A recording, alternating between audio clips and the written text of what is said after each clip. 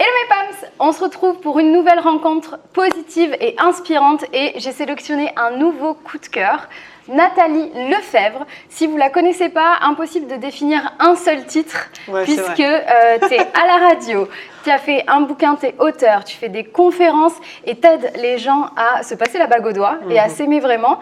Donc je ne sais pas, est-ce qu'il y aurait un titre qui te conviendrait plus que les autres ? Sur Instagram, ça m'est venu il y a quelques temps de me dire que j'étais un peu chercheuse en amour parce que mon vrai sujet dans tout ça, ça parle toujours d'amour, que ce soit ma casquette de directrice de radio, que ce soit ma casquette d'écrivain, de conférencière, il y a toujours ce message que je draine. Après, c'est marrant, j'en parlais encore ce matin, quelque part quand on cherche, parfois il vaut mieux dire je veux trouver l'amour que dire je cherche l'amour, parce que la recherche elle amène toujours l'idée que peut-être arriver un jour, donc peut-être que je serais une trouveuse en amour, ce serait peut-être le terme qui marcherait bien. Aujourd'hui en tout cas c'est ce qui vibre. Mais je dirais ça, je dirais une passionnée de la vie, une amoureuse. Après, en dehors de nos casquettes professionnelles, évidemment, ça c'est souvent l'ego qui a besoin de... Quand on se présente aux gens, d'ailleurs, dans les soirées, quand tu rencontres quelqu'un, c'est « Ah, mais salut Élise, qu'est-ce que tu fais dans la vie ?» Et donc, c'est compliqué parfois de résumer les gens à un métier. Il y en a certains qui n'en font qu'un, mais moi, je crois qu'on a plein de rôles. Et finalement, au-delà des rôles auprès des autres, il y a les rôles auprès de nous-mêmes. Et donc, je dirais que... Voilà, je suis une amoureuse, je suis une kiffeuse. Ouais, t'es une slasheuse de l'amour. Ouais, tout ce qui touche à l'amour, ça te concerne. C'est ça, exactement. Et ça se voit parce que t'as l'air vraiment passionnée de ton thème. Et du coup, j'aimerais que tu nous dises un petit peu comment t'en es venue à créer et à écrire aussi ce livre « C'est décidé, je m'épouse ». En fait, si je reviens au commencement, moi je crois en la dimension d'âme. Je crois qu'on vient ici s'incarner dans un corps physique et vivre une expérience humaine, mais qu'on est avant tout des êtres spirituels venus vivre une expérience humaine. Et je dirais que je crois que mon âme, elle est venue sur Terre pour ça en fait. Elle s'est lancée dans l'existence pour justement porter ces messages d'amour. Donc je dirais que ça a toujours été un peu mon ADN. Après, ça reste parfois encore très inconscient. Il faut attendre que nos expériences de vie elles viennent teinter ça pour qu'on se rende compte. En fait, souvent, c'est un puzzle. Je ne sais pas si ça vous fait ça, vous qui allez tomber sur cette vidéo, d'avoir l'impression que on passe par tel chemin, on fait tel métier, il y a telle rencontre qui arrive, et puis finalement, quand on rassemble tout, ça a vraiment du sens. Et moi, ça s'est toujours rassemblé, enfin en tout cas avec les années, autour de cette question de l'amour. Après, je dirais que j'avais envie de comprendre comment ça marchait aussi. Ça m'a beaucoup bouleversée quand on m'a dit « mais finalement, tu sais, l'amour, ça s'apprend, c'est comme tous les sujets de vie ». Et je me suis dit « mon Dieu, ça paraît simple, mais c'est vrai ». On a l'impression que le bonheur, l'épanouissement, trouver sa place, avoir confiance en soi, c'est des choses avec lesquelles on vient sur Terre, mais pas forcément. Si vous avez eu la chance de grandir dans un contexte familial qui vous a donné ça, oui, vous l'aurez pour la vie, comme des croyances très positives, ressources, mais en même temps, la majorité d'entre nous, c'est pas ce qu'on a vécu. Alors, l'idée, c'est pas d'en vouloir ni à la sphère familiale, ni à la société, c'est ce qu'on peut avoir pendant un temps. On se dit « mais mon Dieu, c'est quoi cette société qui nous pousse à nous détester, à vouloir nous changer ?» Mais finalement, c'est à nous de prendre le contre-pied et de se dire à un moment, ok, on va simplement apprendre. Et pour moi, l'apprentissage amoureux, ou de l'amour, vraiment dans son amour avec un grand A, dans son plein absolu, ça commence par soi. Vraiment, ça, c'est ce que j'ai compris. C'est que je ne pouvais pas vivre l'amour pleinement et sainement avec les autres si je ne le vivais pas avant tout avec moi-même. Alors après, c'est pas un moyen d'échapper à nos relations avec les autres. Il y a des gens qui vont carrément se dire monogames. On n'est pas en train de se dire qu'en fait, on se suffit à soi. Mais la base pour être bien avec les autres, c'est d'être bien avec soi. Donc, c'est trouver ce juste milieu, cet équilibre, un peu comme tout dans la vie. Tu vois, je pense qu'on est des trouveuses en équilibre aussi. Et qu'on cherche à avoir à chaque fois, comme nos qualités et nos défauts, on a toujours finalement une qualité poussée à son extrême qui devient un défaut. Et je crois que notre venue sur Terre, elle vient nous aider, nous accompagner dans la recherche d'équilibre. Alors, ça me parle vachement ce que tu racontes parce qu'il y a quelques temps sur mes réseaux sociaux, je partageais le concept de mode d'emploi. Tu vas me dire si ça te parle. J'expliquais à quel point quand tu achètes ta chaise Ikea, tu suis le mode d'emploi et pourtant des choses comme aussi prioritaires que l'amour, on se dit il faut que ce soit naturel, ça s'apprend pas, on va pas chercher tout ça et du coup souvent on est perdu et on va pas appliquer les bonnes bases. Et du coup toi comment tu as trouvé ton mode d'emploi en amour ? En extrapolant en fait la relation, moi j'avais une passion dans la vie, c'était les hommes évidemment. Quand on me parle d'amour, assez naturellement depuis que je suis enfant, c'est vers les hommes que je me suis tournée en me disant c'est avec eux que je vais apprendre l'amour. Et puis je me suis rendu compte que je me heurtais dans des relations où j'avais pas forcément, je ne trouvais pas ce que j'attendais. J'avais des hommes qui n'étaient pas toujours très bienveillants et donc j'ai longtemps pensé, parce que ça m'était aussi transmis par ma mère, que les hommes étaient lâches, qu'on ne pouvait pas vraiment compter sur eux. Et puis, il est facile, quand on a une croyance très forte, de regarder juste autour de soi et de se dire, c'est vrai. Oui, tu vois que ça, hommes, en plus, quand c'est ta croyance. Ouais, puis je vois aujourd'hui les femmes ouvrent beaucoup la voie aux violences qu'elles peuvent subir, aux choses qui arrivent. Alors, certes, il y a bien des hommes qui, de par leurs blessures, foirent totalement aujourd'hui et même carrément doivent être condamnés. Je dis pas l'inverse, mais c'est juste qu'il y a aussi des hommes merveilleux. Et c'est ce que j'ai appris dans mon apprentissage, c'est à recréer justement un nouveau logiciel de nouvelles croyances pour attirer à moi justement des hommes qui étaient un peu plus en alignement avec ce que j'attendais. Donc moi, je me suis dit, la relation amoureuse, j'ai envie d'exceller là-dedans, la relation amoureuse avec l'autre. Et après, quand j'ai commencé à réaliser qu'en fait la base c'était de me rencontrer moi, je me suis dit, je vais suivre un peu les mêmes étapes puisque je suis une femme qui est naturellement dans la séduction, j'aime ça, j'aime la rencontre amoureuse, vraiment c'est même une passion chez moi. Et donc tout ce que je fais pour un homme, tous les rendez-vous galants, tous ces moments où justement j'ai envie de me rendre séduisante à cette personne, jusqu'au moment où du corps à l'âme, au cœur, enfin voilà, toutes ces sphères dans lesquelles on rencontre l'autre, je vais simplement les vivre avec moi et commencer à m'offrir ça. Et je pense qu'on attend beaucoup l'autre pour faire des choses dans notre vie, mais le fait est que quand on sait, alors encore une fois, c'est pas vouloir se passer de l'autre, mais quand on sait partir en vacances seul, aller manger au restaurant seul, se faire un ciné seul, vivre seul, quand on apprend à aimer ces choses-là, ça crée carrément une indépendance et une autonomie qui est juste merveilleuse et immense. Et aujourd'hui, j'ai pas de retenue à vivre ma vie. Je suis partie en vacances sur ce processus, en voyage de noces, quelque part on pourrait dire avec moi-même, mais je suis partie 3 fois avec mon sac à dos et ça a été des moments où je me suis profondément rencontrée. Donc je me suis rendu compte que toutes ces étapes qu'on vit avec l'autre, on peut tout à fait les vivre avec soi, et c'était une manière assez simple de faire comprendre ça aux gens par la suite. Donc mon livre C'est décidé, je m'épouse, il relate dans la 3e partie vraiment les étapes d'une rencontre amoureuse, peut-être pas toutes les étapes, en tout cas les étapes que moi j'ai sélectionnées, voilà, de la drague, au moment où on décide peut-être de créer quelque chose, un engagement, des fiançailles, un mariage, même si le mariage reste vraiment une métaphore avant tout pour dire je décide de faire alliance avec moi pour le meilleur et pour le pire. J'aimais cette idée-là en fait, parce que je crois qu'il y a du pire en soi et qu'il y a aussi un rôle qu'on a à jouer quand on devient responsable, c'est de le prendre en charge. D'accepter toutes ces facettes. Voilà, et même la beauté en soi. Et je le dis énormément aux gens, mais tant que vous n'avez pas conscience de ce que vous possédez de beau en vous, vous ne pouvez pas le mettre au service du monde. Donc faites-le pour les autres, faites-le pour l'humanité, et puis évidemment, avant tout, faites-le pour vous-même. Est-ce qu'il y a une date où tu t'es passé la bague au doigt ? Moi, je dirais que l'année 2015, elle a été assez marquante pour moi parce que j'ai écrit ça. Au début, c'était un article, C'est décidé, je m'épouse. Et vraiment, c'est cet article-là qui a scellé quelque chose. J'écris beaucoup depuis toujours. Et là, j'étais un dimanche après-midi, je le raconte beaucoup, assise chez moi, sur mon tapis, même par terre. Et là, j'ai eu une fulgurance, comme j'ai parfois eu dans ma vie, de sentir qu'il y avait quelque chose qui me dépassait. Et donc, j'ai commencé à prendre un stylo et puis j'ai écrit. Et en fait, c'est un article qui s'appelait C'est décidé, je m'épouse. Et c'était presque avant tout une déclaration d'amour à moi que j'étais en train de m'écrire. J'ai mis du temps avant de la publier en me disant non, mais tu vas quand même pas raconter aux gens que tu as envie de t'épouser. Là, Et puis voilà, toujours un peu ce cheminement aussi face au regard des autres. Qu'est-ce qu'on fait ? Voilà, cette peur de ce que les autres vont en comprendre, qu'est-ce qu'ils vont pas penser ? Pas comprendre en fait, justement. Parce que c'était une année où c'était pas encore très présent. Aujourd'hui, self-love, on en parle à toutes les sauces, tous les magazines s'emparent de ce sujet. Donc je crois qu'aujourd'hui, à notre époque, maintenant tout de suite, c'est OK d'en parler. Oui. Mais il y a quelques années, je me disais, bon, j'ai fini par le publier. D'ailleurs, j'ai réalisé que souvent les choses qui nous faisaient le plus peur, c'est là où il y a des choses incroyables qui se passent derrière. Et j'ai senti très vite que ça allait donner suite à autre chose et qu'il fallait que j'écrive ce livre. Donc je me suis laissé aussi le temps, moi, d'expérimenter. Parce que entre le moment où je réalise qu'en fait, j'ai tout pour être bien avec moi et que c'est la première fois de ma vie où je me sens bien en dehors d'une relation avec l'autre, après, il y a tout un cheminement, parce que c'est comme ce que je dis aux gens, c'est jamais acquis en fait. Et donc, comme dans vos relations avec les autres, on nous dit beaucoup ça avec les personnes qui partagent notre vie, on dit voilà, il faudra raviver la flamme. C'est comme dans votre relation avec vous-même. C'est pas parce que voilà, là j'ai décidé de m'aimer que ça va suffire. C'est comment je nourris au quotidien, comme n'importe quelle relation de ma vie, la relation avec moi-même. Oui, ça s'entretient et tu fais attention à prendre soin de toi. Exactement, à être à l'écoute, à être présente, à savoir me respecter, en posant aussi des limites évidemment avec les autres. Mais en fait, c'est toute la vie durant, toutes les fois où je vois que je fais preuve de respect pour moi, quitte à fermer des portes avec d'autres, toutes les fois aussi où j'apprends à dire non, pour faire de la place au grand oui, tu vois. Toutes ces fois où je m'écoute, où je remets pas en question mes rêves, où je me dis pas non, mais ça c'est pas pour toi. Toutes ces fois où je peux voir un saboteur en moi, mais je lui dis bah non, mais toi je vais te casser la gueule parce que ça va pas le faire. Tu vois, en fait, je sais qu'on choisit. Il y a beaucoup de gens, ils hallucinent quand on leur dit c'est vous qui choisissez, c'est vous qui choisissez vos pensées, c'est vous qui choisissez vos rencontres. Les gens, ils ont l'impression de subir, mais en fait, quand on prend la pleine responsabilité du choix, parce que ça demande une responsabilité. C'est comme tout, on choisit, donc quelque part, on renonce. Mais moi, je pense qu'il faut aller vers le choix de soi, et donc c'est renoncer à tous ces masques, toutes ces facettes qu'on n'est pas, en fait, et qu'on a essayé d'incarner pour plaire aux autres, pour que nos parents nous reconnaissent. Enfin voilà, c'est humain d'être passé par là. À un moment donné, il faut prendre vraiment la responsabilité d'assumer qui l'on est.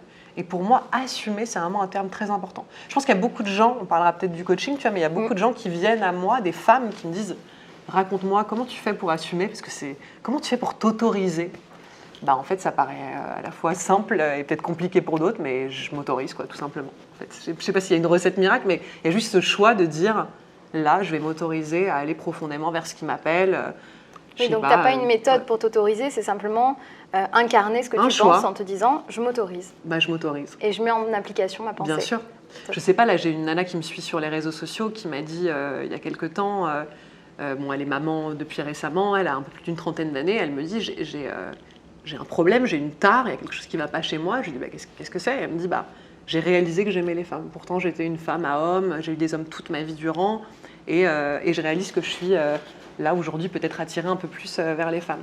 Donc j'ai un problème. Et donc c'est vrai que c'est marrant parce que je voyais en fait, et puis on parle depuis beaucoup.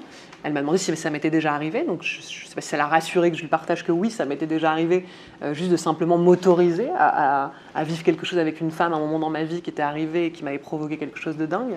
Mais moi, j'y voyais pas de problème en fait. Mais je crois que parfois, beaucoup les gens, là où il y a des solutions, pour eux c'est des problèmes. C'est des problèmes parce que tu ne vas pas coller en fait au regard de la société, de ce qu'elle attend de toi, peut-être de ce que tes parents espéraient pour toi. Et donc tous ces moments où justement, bien sûr que ça demande du courage d'assumer. Ça demande du courage d'assumer du jour au lendemain, de dire là j'ai envie d'aller peut-être vers les femmes, de changer d'orientation sexuelle, mais en même temps, chez moi, je ne sais pas pourquoi. Je dois avoir un côté rebelle, mais voilà, pour moi, au contraire, c'est quand ça m'est arrivé, je me suis dit, mais quelle chance j'ai de vivre ça. Au contraire, je me suis encore plus kiffée. Je me suis dit, putain, mais c'est cool. Je m'autorise de tout vivre. J'ai cette nouvelle envie, j'y vais à fond. Exactement. Quand notre cœur nous appelle, c'est que ce sera de toute façon juste. Donc, et après, ça sert à rien de faire des plans sur la comète, ça va durer tant, ce sera toute ma vie. En fait, on verra. Mais c'est juste que quand on a un appel à l'intérieur de soi, moi, je pense qu'il faut le suivre et c'est ce que je fais. Ouais, et puis s'autoriser à changer d'avis. C'est hyper beau ce que tu partages parce que souvent, on s'enferme dans une identité. Voilà, ça fait 30 ans que je suis hétérosexuelle. Qu'est-ce qui se passe si je change qui je suis ? Mais en fait, non, on est tout. On est ce qu'on était, ce qu'on sera demain, ce qui change. Et peut-être que dans 6 mois, tu changes d'avis ou de projet et tu es toujours une aussi belle personne. Ouais, tout à fait. Mais d'accepter ce qui gravite en nous, comme tu le dis. Je ne sais plus qui dit ça, mais en fait, la seule permanence dans la vie, c'est le changement, et c'est vrai. Mais nos insécurités profondes font qu'on a besoin de s'accrocher à des choses tangibles. Et en fait, quand il y a des espaces, des étiquettes, comme on le disait en début d'interview, des étiquettes qui nous rassurent, du coup, on reste accroché à ça. Et comme le choix d'une sexualité, on peut se dire, sûr que c'est rassurant d'être dans le courant dominant de l'hétérosexualité, mais en même temps, il y a tellement de choses à expérimenter, à explorer. Puis, est-ce qu'aujourd'hui, c'est pas une époque où le féminin et le masculin, tout ça, ça se mélange un peu ? Est-ce qu'on n'est pas en train de réinventer tout ça ? Est-ce qu'on se dit pas qu'il y a des nanas qui peuvent être clairement des bonhommes et des mecs beaucoup plus dans leur féminin ? Est-ce qu'on serait pas tous un peu de tout ça ? Enfin voilà, pour moi, la vie, c'est un super terrain d'exploration. Et j'aime explorer, j'aime découvrir des choses, j'aime me réinventer. C'est peut-être ce qui m'enthousiasme le plus, ce qui m'émerveille dans l'existence, de me rendre compte que entre hier et aujourd'hui, je suis plus la même femme. Et c'est cool. Moi, ça me rassurerait pas d'être toujours la même personne pendant 20 ans, tu vois. Et d'ailleurs, on adore tout ce que tu proposes parce qu'on sent que tu as ce fil rouge qui est l'amour. Et après, tu diffuses cet amour de tellement de manières. Donc, on a parlé de ton livre. Il y a des accompagnements en ligne et individuels. Mais ici, on est dans les studios de la radio Médecine Douce, qui est la radio que tu as créée il y a plus de 10 ans, je crois, quelque chose comme ça. Est-ce que tu peux nous en parler un petit peu ? Bien sûr. En plus, c'est mon petit bébé. Là. On est bien, j'aime trop ce studio. Il est trop beau. Ouais, il est incroyable. Alors, comment t'en es venue à être... Parce que tu étais journaliste à la base. Et comment cette opportunité de créer une radio de toutes pièces, et sur ce thème-là en particulier, est arrivée ? En fait, j'ai travaillé dès mes 19 ans pour un groupe de presse. J'ai signé mon CDI de journaliste à l'âge de 19 ans. Parce que j'y croyais, parce que voilà, je vais pas dans les sentiers battus. Mais même si on m'a beaucoup dit à cette époque, tu sais, être journaliste, c'est très compliqué, tu verras. Enfin, voilà. Et puis finalement, en ne croyant pas cette pensée dominante aussi qui pouvait exister, j'ai juste suivi mon appel à moi. Et mon appel à moi m'a permis justement de démarrer mon métier à l'âge de 19 ans. Et à l'âge de 20 ans, l'entreprise pour laquelle je travaillais a voulu développer un média radio. Et elle m'a dit, écoute, on n'a personne pour s'en occuper, on pense que tu as une personnalité qui pourrait coller. Bon, moi, j'avais jamais fait de radio, mais comme le journalisme, j'ai vraiment appris sur le terrain. Puis finalement, qu'est-ce qu'être journaliste? Est-ce que c'est pas juste être un vecteur d'information, d'avoir le talent de mettre des gens en lumière, en fait? Moi, je vois tellement de journalistes qui manquent profondément d'écoute, de conscience, d'humilité face à leurs invités. Je dis pas, je détesterais être journaliste politique, par exemple, parce que moi, parler à des gens qui parlent avec leur tête et avec des intérêts derrière et des pressions, et voilà, donc il n'y a aucun intérêt pour moi. Moi, j'aime parler de cœur à cœur, mais il s'avère qu'on peut inventer le métier de journaliste un petit peu comme l'on est. Donc ça, c'est important aussi de comprendre qu'en fait, peu importe le métier qu'on choisit, il n'y a pas un truc dominant. Je suis très heureuse de jamais avoir fait d'école pour apprendre la radio parce que je ne suis pas du tout formatée. J'ai vraiment un style à moi qui m'appartient. Et ce que je me suis rendu compte, c'est que ce style-là, c'est ce qui a fait le succès de Radio Médecine Douce. C'est cette spontanéité, ce naturel, cette sincérité. Et du coup, forcément, on attire les gens qui nous ressemblent. Donc, mes animateurs sont comme ça, tous avec leur personnalité différente, mais mes invités sont comme ça. Les gens qui gravitent ici, c'est comme ça. Et là, ce matin, on avait 2 heures de direct où les auditeurs nous téléphonent. Et cette émission, mais mon Dieu, comme elle me prend au cœur, parce que c'est trop beau. Et je vois que même les auditeurs qu'on attire, c'est des gens qui me plaisent, en fait. Il y a plein de gens qui pourraient ne pas me plaire quand je vais sur des salons, genre, sans vouloir citer de marque, mais sur des salons un peu de médecine douce, de spiritualité. Je m'y retrouve pas, parce qu'il y a plein de gens qui me ressemblent pas. Il y a des gens, Pour moi, la spiritualité, c'est quelque chose de très terre-à-terre, très pragmatique. C'est comment tu donnes du sens à ta vie chaque jour, comment tu es en alignement avec qui tu es. Mais voilà, pour moi, souvent, on me dit « Ah, tu concilies le beau », parce que je suis très coquette, j'aime m'habiller, j'aime me maquiller, j'ai du vernis à ongles quasiment tout le temps. Voilà, donc et pour moi, j'ai jamais vu de contradiction à me sentir très spirituelle, très connectée, à pouvoir faire des rituels de sorcière, de magicienne, de ce que tu veux, et en même temps avoir envie d'aller chez ma manucure toutes les 3 semaines. Donc voilà, c'est juste pour moi, je concilie peut-être tout ça, et peut-être que c'est ça qui fait aussi que cette radio, elle attire des jeunes, que sur mon Instagram, hier, je regardais les statistiques, je voyais qu'il y avait beaucoup de gens, un pourcentage important de gens entre 13 et 17 ans. Et je me suis dit, je suis contente de parler à ces jeunes-là. Oui, il y a vraiment un changement. Tu disais, on est en train de se diriger vers une société qui change. Ouais. On parlait pour hommes, femmes, les transgenres, ce non-binaire aussi qui arrive et qui permet à tout le monde d'être qui il est vraiment. Et c'est ça ça te porte de savoir que tu parles à une nouvelle génération et que tu transmets de nouvelles valeurs? À toutes les générations, ça me touche, mais forcément, je sais pas, on a un truc avec... moi, j'ai un truc avec les jeunes. J'ai un truc avec la transmission. Je pense que si on disait à des jeunes de 16-17 ans, OK, t'as ton rêve. Je me souviens que j'avais eu un stagiaire qui m'avait dit, moi, je rêve d'être acteur, mon père, il est pas trop chaud. Et je lui avais dit, écoute, tu sais quoi, tu fais du théâtre depuis longtemps, même tout ce que tu dégages, ça fait acteur, en fait. T'as ça en toi. Donc je lui dis, après, ton père, il a juste peur pour toi, c'est une manière de t'aimer, mais c'est pas ce que tu vas écouter. Tu peux respecter les peurs de ton père, mais par contre, ne les fais pas tiennes et décide d'aller vers ta voie. Et je crois que d'ailleurs, il a suivi cette voie. Pour moi, c'est un cadeau d'avoir parfois des jeunes comme ça, très, très talentueux, mais qui manquent juste de confiance, et tu leur dis juste 3 mots. Moi, j'ai toujours eu les bonnes personnes au bon moment sur mon chemin. J'ai toujours eu des gens qui m'ont dit... regarde le talent que tu as, regarde cette capacité que tu as. Et donc, je peux juste humblement, à mon échelle aussi, essayer de faire la même chose pour les autres. Vraiment, ça me touche beaucoup, c'est important pour moi. En fait, tu es celle qui parle, qui donne ces mots-là par rapport à ceux qui te les ont donnés. Tu passes le relais. Je pense qu'on peut tous faire ça les uns pour les autres. Et d'ailleurs, plus tu es heureux vite dans ta vie, tu vois, j'ai 29 ans aujourd'hui, plus tu vas vite vers les circonstances de ton bonheur et que tu vis une vie qui est à la hauteur de ce que tu as toujours attendu et qui te rend pleinement heureuse, et plus tu contribues. Donc ça sert à rien de se taper encore 1000 casseroles. Autant nettoyer le truc rapidement. Tu sais, il y a des gens, ils vont se dire « Ah ouais, mais toute ma vie durant, je vais encore avoir des trucs à travailler. » On aura toujours des trucs à ajuster, mais ça ne veut pas dire qu'on sera encore de nouveau plongé dans la merde. On peut clairement s'en sortir et commencer à bâtir. Et moi, je vois que j'ai bâti, avant mes 30 ans, déjà une vie personnelle, intime, avec moi, avec mes différents métiers, comme tu as dit, où je me sens pleinement à ma place et où, du coup, forcément, comme je suis pleinement à ma place, j'apporte un truc très, très fort. Donc, Radio Médecine Douce, en gros, a beaucoup évolué. Et après, donc, je l'ai récupéré de cette entreprise-là récemment, et je me suis associée avec 2 hommes, Sylvain et Olivier, qui, eux, avaient l'idée, en fait, de créer une énorme plateforme avec plein de radios thématiques.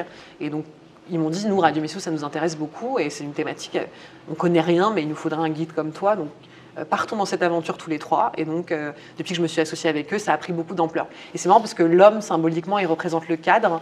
Moi, j'ai peut-être un peu manqué de cadre dans ma vie. Je me suis toujours dit, le cadre, évidemment, je vais le trouver à l'intérieur de nous. C'est l'objectif, c'est d'être autant un père et une mère intérieure, voilà, d'avoir ces archétypes en nous.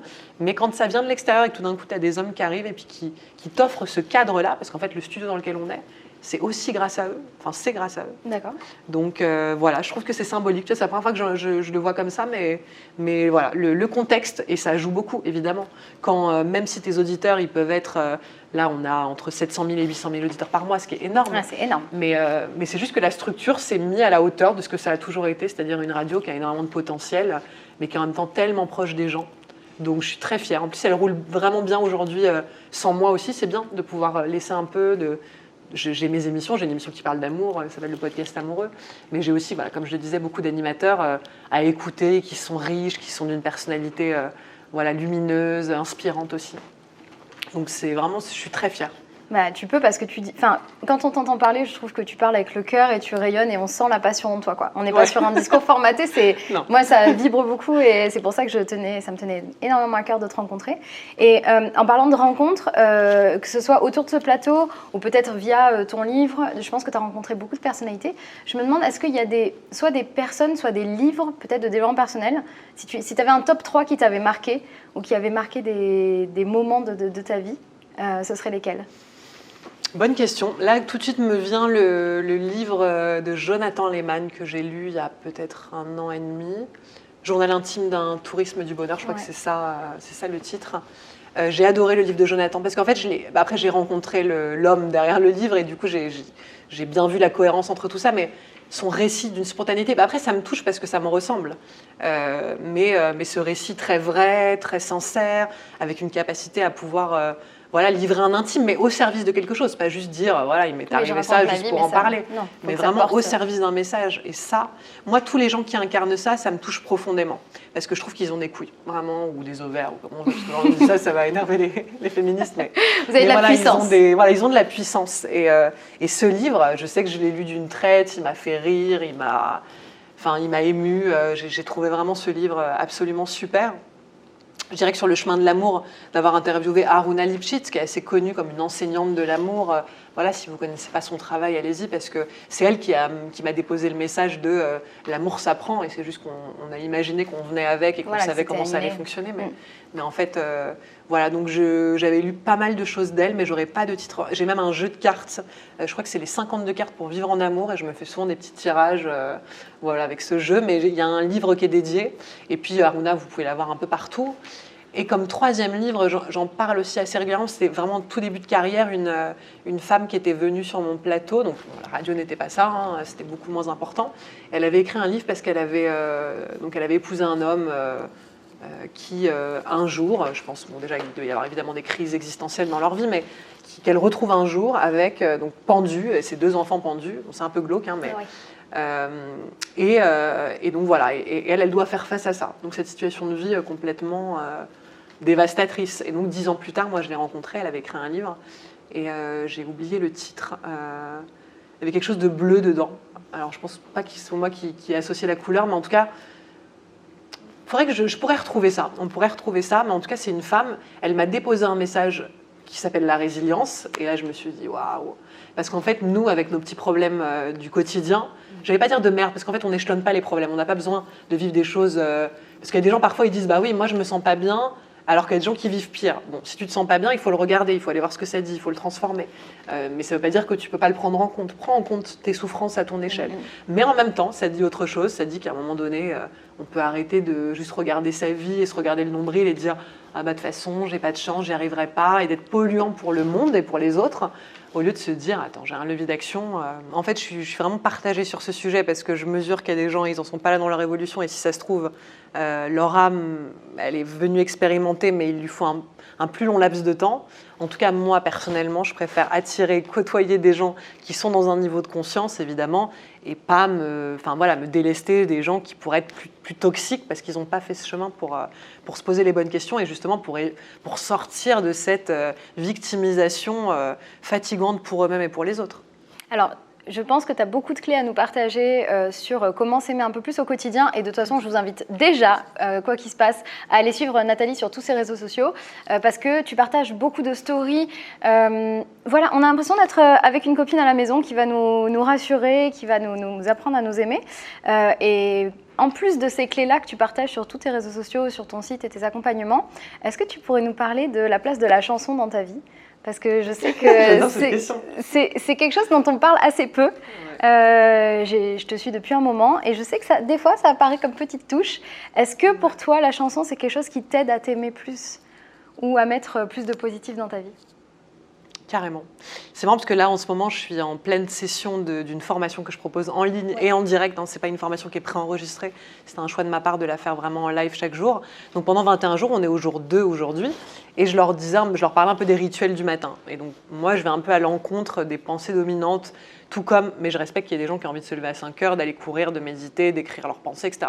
Moi, mes trucs du matin, c'est déjà de me réveiller pas trop tôt parce que je suis pas j'aime quand j'ai l'occasion, voilà. Je rencontre une non, mais c'est important qu'on puisse parler aussi de comment on peut faire différemment, parce que c'est pas parce qu'on est chef d'entreprise qu'on est obligé de se lever tous les matins, d'aller à la salle de sport à 5 heures, d'avoir un non, c'est vraiment de suivre son rythme. Donc moi, quand j'ai des occasions, quand je prends des trains, quand j'ai, je sais pas, ici on est en train de créer une matinale, l'autre fois j'étais là à 7 heures, bon bah voilà, il y a des fois tu as l'occasion de voir le soleil se lever, de prendre l'énergie du matin et c'est très agréable.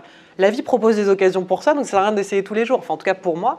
Et donc j'essaie de me lever aux alentours entre 8h et 9h, donc c'est vraiment pas très tôt pour les gens, mais moi c'est mes horaires. Et puis le matin, ce que je fais, c'est que je chante en fait. Je mets de la musique, ouais, quasiment tous les matins. Et que ce soit de la chanson française, que ce soit... Là, hier, je me suis écoutée en boucle. Alors, puis c'était une journée un peu triste hier, donc moi, j'aime bien... En fait, je trouve que ça apporte un aspect assez cinématographique à notre vie, de la musique. Oui. En fait, elle crée tout d'un coup... Moi, comme j'aime la poésie, je suis accro à ça, à la romance. En fait, si je mets, par exemple, dans mes journées... Hier, j'écoutais Yves Montand, Les Feuilles Mortes, Francis Cabrel, Octobre. Enfin, hier, c'était vraiment la grosse journée d'automne, quoi. Un peu froide, un peu humide. Voilà, aujourd'hui, déjà, c'est plus ensoleillé, mais...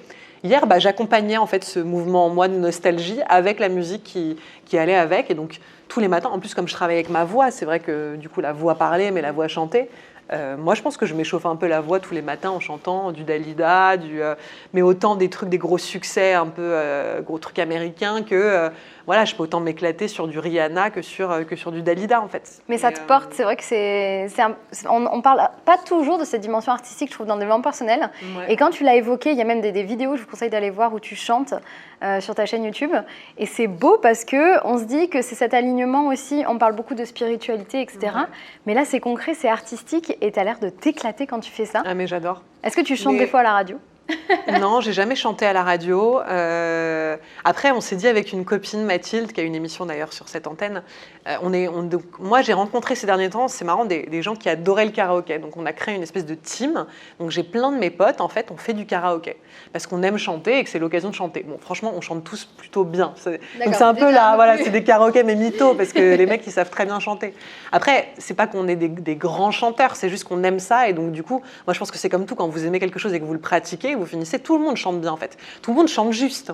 C'est juste après, est-ce qu'on est fait pour avoir une immense voix qui nous fait faire une carrière à l'international, ou est-ce qu'on aime juste chanter? Et donc, moi, j'aime bien dire parfois, et ça ne me dénigre pas, hein, mais que je suis peut-être une chanteuse de karaoké, voilà. Mais mais peut-être un peu plus, parce que c'est pareil, on parlait tout à l'heure des modes d'emploi et du fait que tout s'apprend comme pour l'amour. Moi, je vous le dis souvent sur cette chaîne, c'est comme pour la danse. Personne n'arrive dans mes cours de danse en me disant je viens, mais c'est parce que je veux me perfectionner. Non, c'est comme quand tu vas en cours d'anglais, tu viens pas en cours d'anglais quand tu es bilingue. Tu viens pour apprendre. Et la chanson, on est beaucoup trop à se dire, est-ce que j'ai la voix ? Mais beaucoup de gens qui aiment chanter vont simplement prendre des cours. Après, chacun a un niveau de talent, mais tu as le talent et le travail aussi, énormément. Carrément. Mais du coup, le karaoké, c'est un bon biais, tu vois, genre sous couvert de on va se marrer avec les potes, de faire un karaoké chez soi. Franchement, déjà, ça monte le niveau d'énergie. Ici, à Paris, on a des trucs qui s'appellent BAM Karaoké. On loue des box et donc là, tu peux t'éclater. Voilà, tu as des box entre 6 et 30 personnes et tu loues ça. Avec mes associés, on est partis pour l'anniversaire d'un des deux faire du karaoké avec leurs femmes et tout. C'était génial pour se rencontrer. En fait, c'est un truc, moi, je pense que chanter, ça élève le niveau d'énergie et de vibration. Donc après, vous pouvez faire je sais pas, si votre truc, c'est les mantras. Bon, moi, je préfère chanter Céline Dion, mais après, c'est chacun vos trucs. Et comme tu dis, moi, monter sur scène avec un micro pour chanter, ça, c'est une autorisation que je me donne depuis des années et que je ne suis pas prête d'arrêter. Et encore, ça va prendre encore plus d'ampleur parce que là, j'ai plein de projets autour de ça et que pourquoi pas un jour, si j'ai envie d'écrire un album, si j'ai envie d'écrire des chansons, si j'ai envie de faire des tournées, en fait, je m'empêche pas de ça. Mais depuis que je suis gamine, en fait, tu sais, ma mère, elle m'a acheté un micro, j'avais 6 ans et que je branchais en fait l'énorme chaîne Hi-Fi, je mettais en amplifié, et donc je passais mon temps à chanter. Ouais. T'as pas le micro maintenant, tu sais, les micros qui sont diffuseurs de son en ce moment, il faut qu'on t'achète ça. Il faut qu'on m'achète ça, voilà. Je pense que c'est un prochain cadeau d'anniversaire. C'est ça, je note sur la liste. Allez, potes. Ouais. Donc, vous avez compris que Nathalie, elle diffuse un message d'amour immense et qu'elle vous invite à vous autoriser. Est-ce que si tu avais un conseil pour tous les auditeurs, auditrices ou ceux qui vont regarder cette vidéo, pour s'aimer un petit peu plus, voilà, le tout premier conseil que tu pourrais leur donner, ce serait quoi? Eh bien, surprenez-vous. Pour moi, c'est vraiment un biais par lequel je m'aime et je me re-aime et je me re-re-aime. Vraiment, en fait, je trouve que... Après, c'est mon prisme à moi, mais par exemple, j'aime que la vie soit surprenante, évidemment positivement. J'aime que les gens autour de moi soient surprenants, dans le sens où si c'est même juste d'être attentionné. Je suis une femme assez attentionnée dans la vie. Je fais attention à ce que les gens aiment, je leur fais plaisir, je suis présente dans l'amour aussi, dans les couples que j'ai pu former. J'ai toujours été très attentive à ça, tu vois, le genre de personne qui va observer que tu dis un jour « Ah bah j'ai aimé ça » ou « J'ai vu ça dans cette boutique » et voilà, donc je prête vraiment attention à ça, donc j'aime être un peu surprenante là-dessus et donc du coup quand j'ai compris que j'avais cette dynamique avec les autres, c'était important de l'avoir aussi avant tout avec moi, donc régulièrement de sortir de sa zone de confort, mais vraiment c'est de se surprendre au-delà de... parce que zone de confort c'est un peu employé, c'est important d'avoir aussi ces zones de confort, c'est important d'avoir vos espaces à vous, voilà, d'être confortable à des moments, tout comme surprenant à d'autres.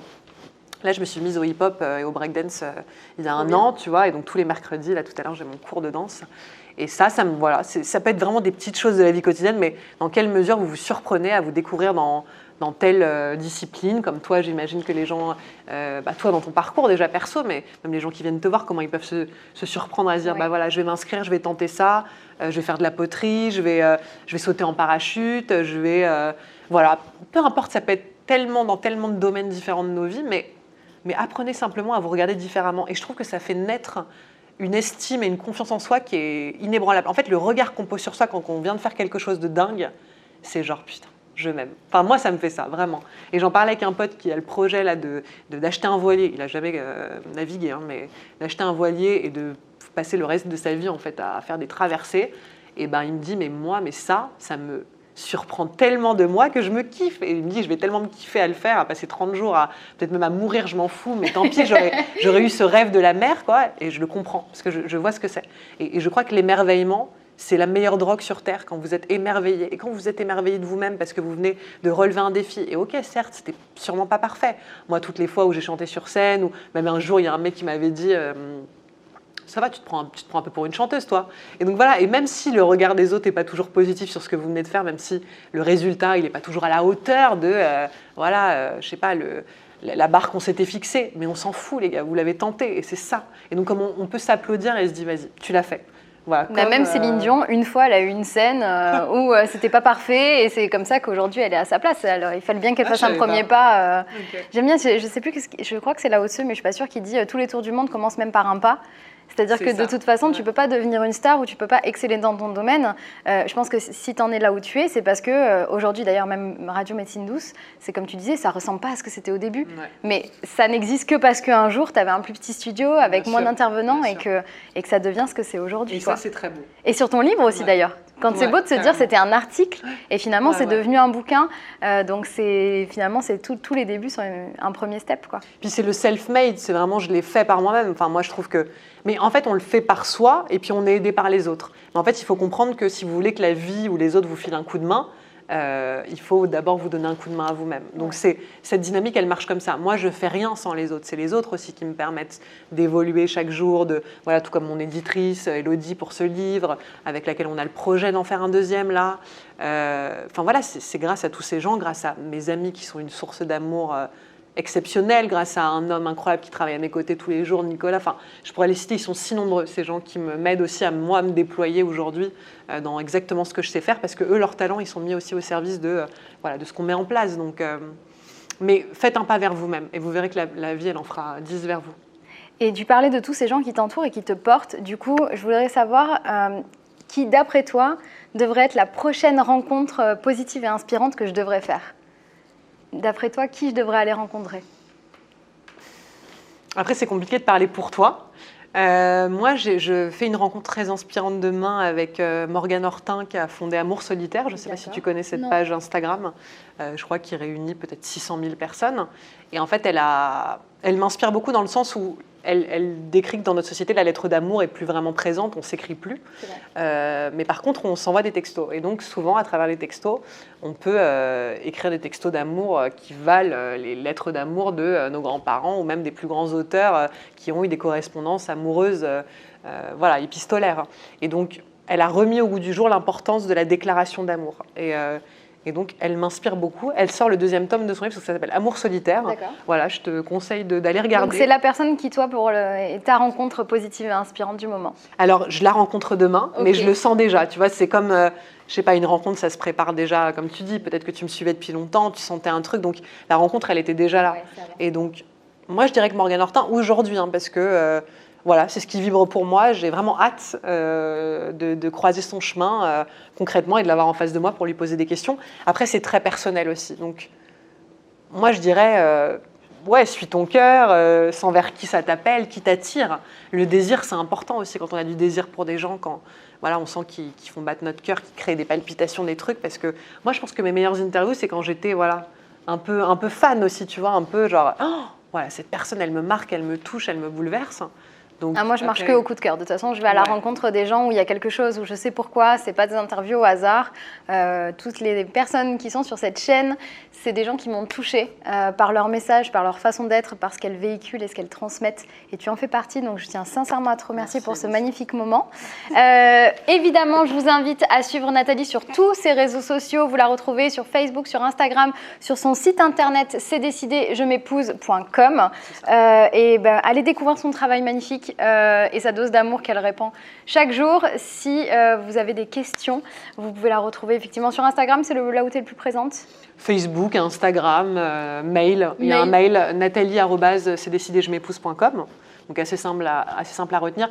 Le mail, ça resterait peut-être le plus simple parce que sur Insta, évidemment, il y a plein de gens qui écrivent tout le temps et donc c'est peut-être moins simple. Mais, et encore, j'en suis à 11 000 personnes, pas 1 million. Mais on te retrouve sur les réseaux sociaux, sur le site internet. Vous pouvez la contacter par mail et n'oublie pas de vous passer la bague au doigt, de vous autoriser et de vous aimer, de vous surprendre. Des diamants. Voilà. Et puis je vais t'inviter à te joindre avec moi pour le mot de la fin. Yes. Le Be Pumps, Be Positive, Be Yourself et un magnifique pomme kiss à la fin. T'es prête? Pomme kiss? Ouais, un pomme kiss, t'es prête avec moi? Je vais lancer. Et donc, n'oubliez pas de vous autoriser à être vous-même. Moi, je vais vous dire Be Pumps, Be Positive, Be Yourself. Et avec Nathalie, on vous fait des pomme kiss. Bye bye. Merci beaucoup, Nathalie.